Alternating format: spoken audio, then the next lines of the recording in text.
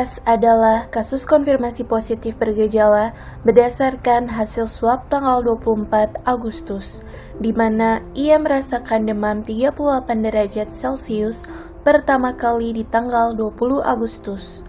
Pada tanggal 22 Agustus, Ibu S masih bekerja dan berada dalam ruangan yang sama dengan satu orang lainnya, yaitu Bapak Sabar. Hari ini adalah tanggal 24 Agustus. Anda akan melakukan komunikasi telepon pertama kali untuk mengabarkan bahwa Bapak Sabar adalah kontak erat dan memberikan rencana karantina serta edukasi.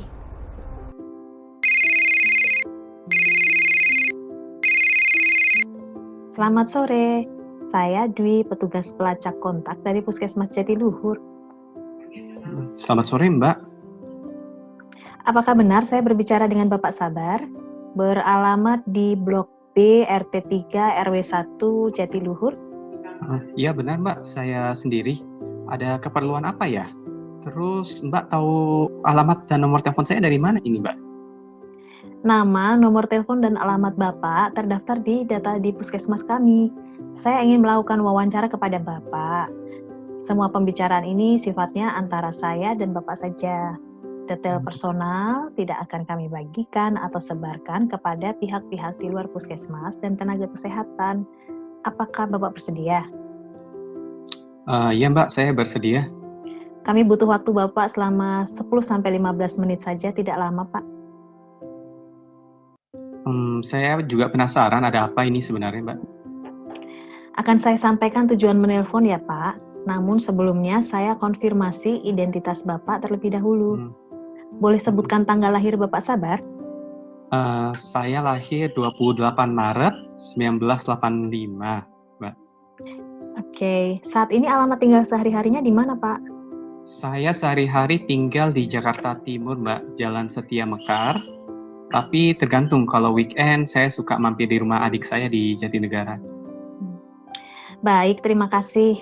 Kami ingin memberitahukan Bapak bahwa pada tanggal 22 Agustus, Bapak melakukan kontak erat terakhir dengan salah satu pasien yang positif COVID-19. Namun, mohon maaf, kami tidak dapat menyebutkan nama pasien tersebut. Oleh karena Bapak melakukan kontak, terdapat kemungkinan Bapak tertular. Tentu kami berharap tidak ya, Pak. Namun kami menelpon dengan tujuan menanyakan kondisi Bapak saat ini, memberi instruksi dan saran, serta rencana apa yang harus Bapak lakukan. Waduh, beneran ini, Mbak? Bagaimana ini? Saya jadi panik ya, Mbak. Kira-kira saya positif jadi. Apa yang harus saya lakukan ya, Mbak? Tenang, Pak. Tidak perlu khawatir dulu. Belum tentu positif ya. Namun, sebagai langkah pencegahan serta mengetahui apakah muncul gejala-gejala yang mengarah ke COVID-19, maka kami sebagai petugas pelacak kontak dari Puskesmas Jatiluhur berkewajiban memantau kondisi Bapak. Ya, boleh, Bu. Saya masih shock dengar kabar ini. Silahkan, Mbak. Saya coba tenang dulu. Ya, silahkan, saya sudah tenang sekarang, Mbak. Pertama, saya izin melakukan pencatatan identitas dari Bapak. Boleh sebutkan nama lengkap Bapak, tanggal lahir, serta nomor KTP Bapak sesuai yang tercantum di KTP Bapak? Sebentar ya, Mbak. Saya ambil KTP dulu. Nama lengkap saya... Oke, ini KTP-nya. Nama lengkap saya Sabarullah, Mbak. Nomor KTP saya 0020. Saya lahir 28 Maret tahun 1985, Mbak. Baik, Pak. Berdasarkan tanggal lahir tersebut, maka usia Bapak saat ini ialah 35 tahun. Apakah benar? Ya, benar, Mbak. Sekitar 35 tahun lah, lebih 5-6 bulan. Pak Sabar, karena kami ingin melakukan pemantauan kondisi Bapak setiap hari melalui telepon, maka saya butuh nomor telepon Bapak yang aktif. Berapa nomor telepon rumah dan telepon genggam Bapak yang dapat kami hubungi? Saya hanya aja nomor telepon HP ini aja, Bu. Ini nomor saya 0813 444 777. Baik, terima kasih, Pak. Apakah ada nomor aktif lain dari orang terdekat Bapak yang dapat kami hubungi? Misalnya istri, anak, atau keluarga dekat lainnya, Bapak? Ada, Mbak. Tapi, waduh, saya lupa nih. Saya cek dulu ya di HP, Mbak. Iya. HP. Ini nomor HP adik saya. Kami tidak tinggal serumah. Nomornya 0888, satunya 3 kali, Mbak. Oke, baik Pak. Terima kasih atas informasi datanya. Kami akan jaga kerahasiaan data Bapak. Tidak akan kami bagikan kepada pihak-pihak di luar puskesmas tempat atau di luar pihak tenaga kesehatan ya. Namun sebaiknya Bapak melaporkan diri kepada Ketua RT atau Ketua RW setempat agar beliau dapat ikut membantu saya melakukan pemantauan kondisi Bapak setiap harinya. Baik, Mbak. Bagaimana kabar atau kondisi Bapak saat ini? Apakah dari tanggal 22 Agustus sampai dengan hari ini Bapak mengalami gejala-gejala seperti demam, batuk, nyeri tenggorokan, sesak nafas, letih, atau keluhan lainnya? Tidak ada sih, Mbak. Cuma saya masih berdebar-debar aja. Karena tadi saya dengar kabar saya jadi salah satu kontak erat. Tapi ya nggak apa-apa sih, Mbak. Nggak kerasa apa-apa badan saya kok. Baik, berarti saat ini dalam kondisi baik ya Pak, tidak ada gejala yang saya sebutkan di atas. Apakah Bapak ada penyakit kronis atau penyakit bawaan yang saat ini sedang dialami? Dan apakah ada obat rutin yang diminum sehari-hari? Tidak ada, Mbak. Tapi saya ada minum obat tensi sehari-hari. Karena kan tensi saya setiap minggu selalu di atas 140/80. Kata dokter, mungkin kecapean jualan. Soalnya saya kalau dagangan sampai malam hari kadang-kadang, Mbak. Baik, saya ulang lagi informasi-informasi yang sudah Bapak berikan ya Pak. Jadi Bapak dalam kondisi baik, tanpa gejala, sejak melakukan kontak dengan pasien positif, Bapak memiliki riwayat darah tinggi terkontrol dan minum obat setiap hari. Berdasarkan keterangan Bapak, status Bapak termasuk ke dalam kontak erat tanpa ada gejala ya Pak? Ya, Mbak.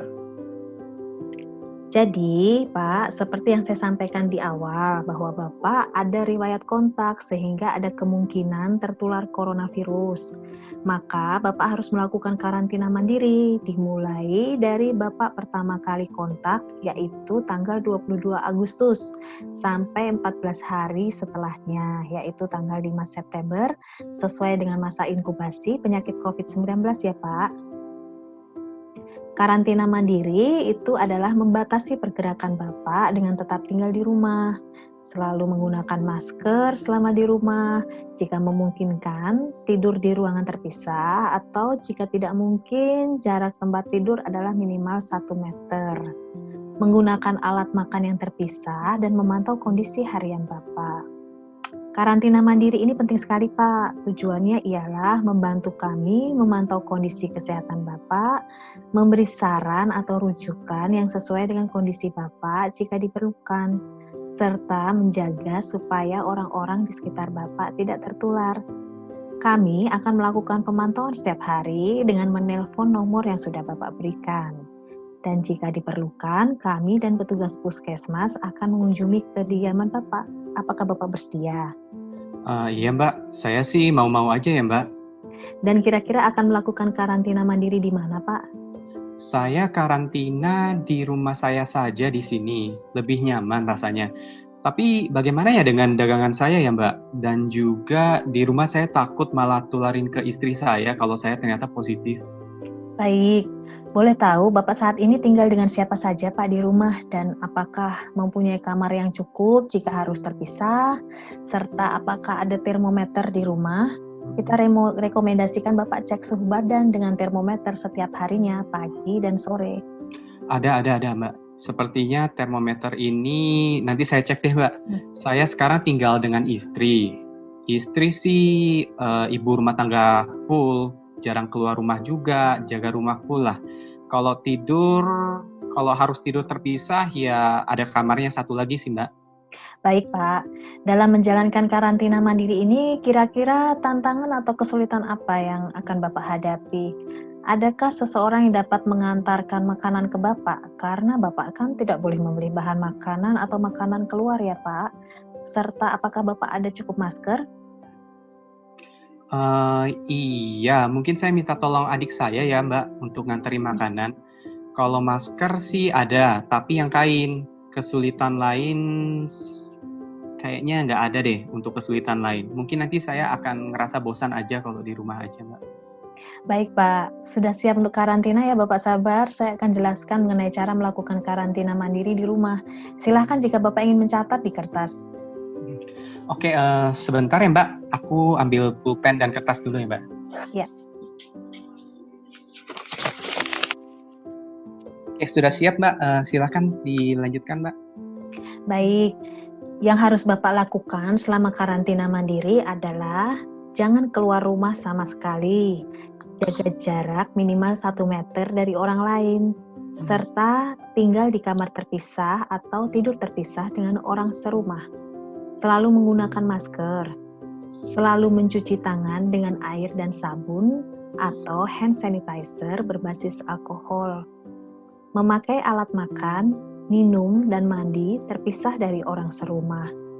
Rutin membersihkan semua permukaan perabotan di rumah dengan sabun atau deterjen atau cairan pembersih, terutama perabotan yang sering Bapak pegang, misalnya gagang pintu. Cuci baju juga terpisah ya Pak, dimasukkan ke dalam plastik dan dicuci terpisah dari anggota keluarga lain. Begitu juga dengan sampah rumah tangga bekas makan di plastik terpisah. Jika muncul gejala, baik itu demam, batuk, pilek, nyeri tenggorokan, dan lainnya, silahkan hubungi puskesmas tempat ya Pak. Atau jika tidak gawat, dapat melaporkannya kepada kami saat kami menelpon kembali di hari tersebut. Dan paling terpenting, Bapak harus makan makanan yang sehat, bergizi, bersih, dan harus teratur. Banyak makan buah dan sayuran, serta multivitamin mengandung vitamin C. Serta tidur cukup dan hindari cemas, stres, atau khawatir berlebih ya. Iya Mbak. Apakah istri saya juga harus dikarantina Mbak? Ya Pak, semua yang tinggal serumah dengan kontak erat Bapak Sabar harus melakukan karantina mandiri juga dengan langkah-langkah yang sama seperti yang saya sebutkan sebelumnya. Baik Mbak.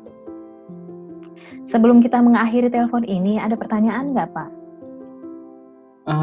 Ada Mbak, satu pertanyaan saya. Jadi kapan ya Mbak saya kira-kira harus ke rumah sakit? Dan saya penasaran Mbak, kenapa sih saya nggak disaranin buat swab?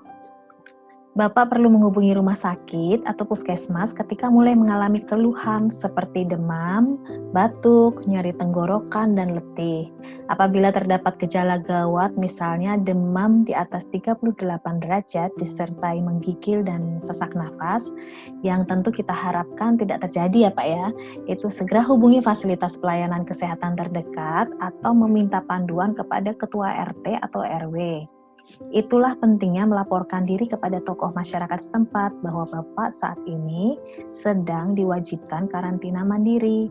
Dan untuk kontak erat yang tidak bergejala seperti Bapak, tidak perlu dilakukan pemeriksaan swab berdasarkan panduan nasional terbaru. Akan tetapi, jika Bapak muncul salah satu gejala mengarah ke COVID-19, maka kami akan merujuk Bapak untuk dilakukan tes swab atau PCR. Apakah sudah jelas? Ada lagi yang ingin ditanyakan Bapak Sabar? Saat ini cukup Mbak. Saya akan kabari adik saya serta ketua RT setelah ini ya Mbak. Semoga saya nggak apa-apa deh Mbak. Amin Pak Sabar, semoga Bapak sehat selalu dan sekali lagi lakukan karantina mandiri dengan baik dan disiplin. Terima kasih atas kesediaannya untuk menjalani karantina mandiri dan berperan aktif dalam upaya mencegah transmisi penyakit ya Pak. Kami akan menelpon Bapak kembali besok di pagi hari. Salam sehat Pak, selamat sore. Selamat sore Mbak, terima kasih.